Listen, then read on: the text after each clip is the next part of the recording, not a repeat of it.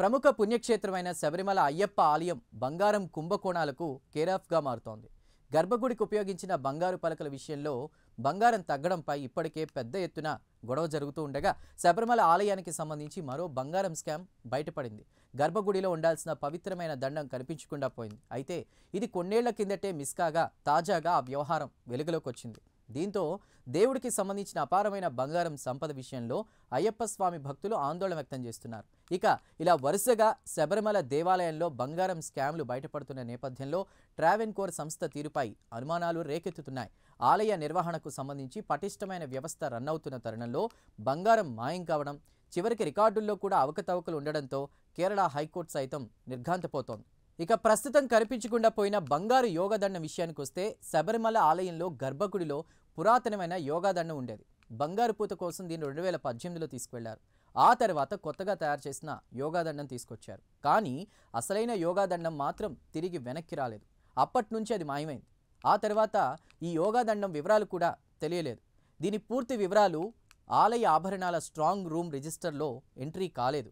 ఈ యోగాదండంతో పాటు రుద్రాక్షమాలకు కూడా బంగారు పూత పూయించేందుకు బయటకు తీసుకెళ్లాలని అనుకున్నారు. కానీ ఈ వస్తువులను ఆలయం నుంచి బయటకు తీసుకెళ్లడానికి హైకోర్టు అనుమతి ఇవ్వలేదు. దీంతో ఆ వస్తువులను తూకం వేయించినప్పుడు అధికారులు వాటి వివరాలను రికార్డుల్లో నమోదు కూడా చేయలేదు.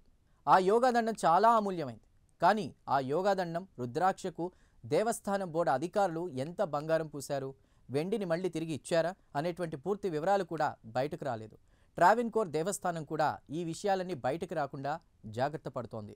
యోగాదండం, రుద్రాక్షకు బరువుకు సంబంధించినటువంటి రికార్డులు కూడా లేవు. అప్పటి నుంచి ఈ యోగాదండం, రుద్రాక్షమాల కనిపించకుండా పోయాయి.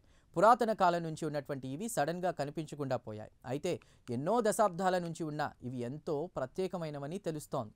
అయితే మండల మకర విళక్కుతో పాటు నెలవారీ పూజలు, ప్రత్యేక సందర్భాల్లో ఆలయాన్ని మూసేస్తారు. ఆ సమయంలో అయ్యప్ప యోగ నిద్రలో ఉంటారు. దీంతో ఆలయాన్ని మూసివేసే ముందు అయ్యప్ప వద్ద యోగాదండం పెడతారు. ఏకముఖి రుద్రాక్షలతో చేసిన మాలను స్వామివారికి అలంకరిస్తారు. భస్మాభిషేకంతో విగ్రహాన్ని మూసివేస్తారు. సాధారణంగా ఏకముఖి రుద్రాక్ష అనేది అత్యంత ఖరీదైంది. అలాంటిది ఈ రుద్రాక్షమాల మొత్తం ఏకముఖి రుద్రాక్షలతో చేసింది.